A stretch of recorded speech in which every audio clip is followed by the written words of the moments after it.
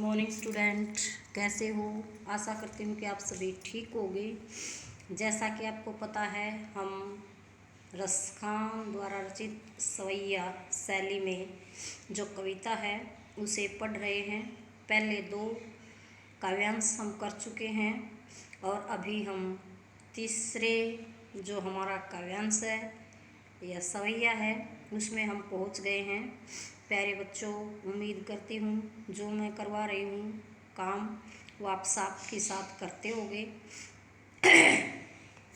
और अगर आपने नहीं किया तो आप अवश्य कर लें, क्योंकि ये अध्यापकों के द्वारा एक प्रयास है कि भाई ऐसे समय में भी बच्चे जो है घर पर खाली ना रहे, वो कुछ ना कुछ अवश्य सीखें। तो चलो करते हैं हम तीसरा सवैया। क्या है इस सवैये के अंदर?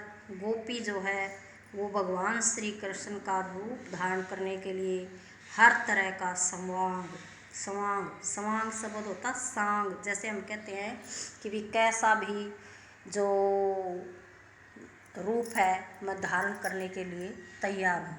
तो गोपी क्या कहती है, क्या क्या कर सकती है वो भगवान श्री कृष्ण का रूप धारण करने के लिए? मोर पंखा सिर ऊपर राखी हो।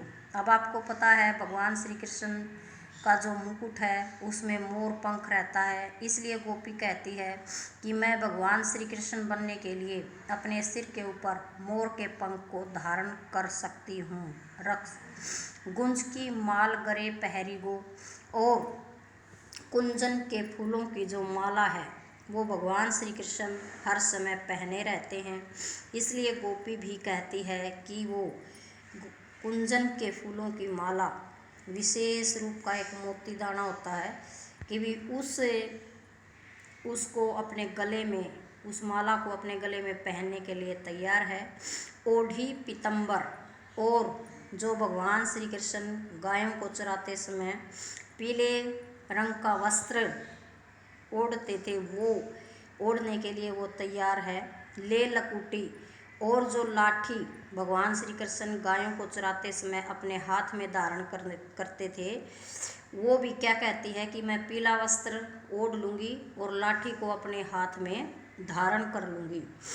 वन गोधन गवारिन संग फिरोगी, और वन में गायों के साथ, गवालों के साथ फिरूंगी। यानी क्या है, गोपी भगवान श्री कृष्ण के समान पीले रंग के वस्त्र धारण करके हाथ में लाठी लेकर वन गायें चराने के लिए तैयार है। भव तो वो ही मेरो रसखानी, सो तो तेरे कहे सवांग करोगी। अब क्या कहते हैं कवि रसखान, या एक गोपी दूसरी गोपी से क्या कहती है कि भव तो वो ही मेरो रसखानी, कि भी भगवान श्री कृष्ण तो मेरे हैं और उनका रूप धारण करने के लिए सो तो तेरे कहे सवांग करोगी, उनका रूप धारण करने के लिए मैं हमेशा तत्पर हूँ, हमेशा तैयार हूँ। यानी हर प्रकार का रूप धारण करने के लिए मैं तैयार हूँ। लेकिन क्या नहीं करेगी गोपी? क्या नहीं करेगी? या मुरली मुरली धर की, अधरान धरी अधरान धरोगी।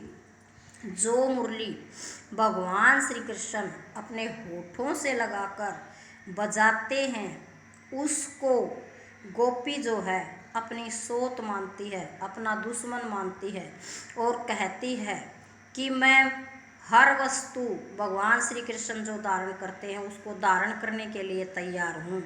लेकिन केवल और केवल जो वंसरी है, जो बांसुरी है, भगवान श्री कृष्ण अपने होठों से लगाकर जिसको बजाते हैं उसे वह कभी भी अपने होठों से नहीं लगाएगी। क्यों नहीं लगाएगी? क्योंकि वह उसे अपनी सोतन मानती है, उससे वह ईर्ष्या करती है, इसलिए वह कभी उसको अपने होठों से नहीं लगाएगी। एक बार जस्ट रिवाइज। मोर पंख सिर ऊपर राखी हो। गोपी कहती है कि भगवान श्री कृष्ण का रूप धारण करने के लिए वह मोर के पंख को अपने सिर पर रखेगी। गुंज की माल गरे पहरी गो, और विशेष रूप के मोतियों की माला जो है वो अपने गले में पहनेगी। पीले ओढ़े पीतंबर ले लकुटी, बन गोधन गवारिन संग फिरोगी।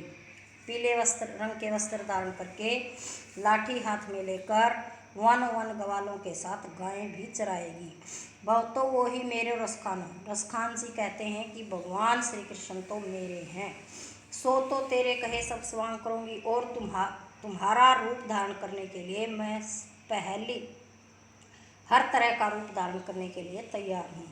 या मुरली मुरलीधर की अधरान धरी अधरान अधरोगी।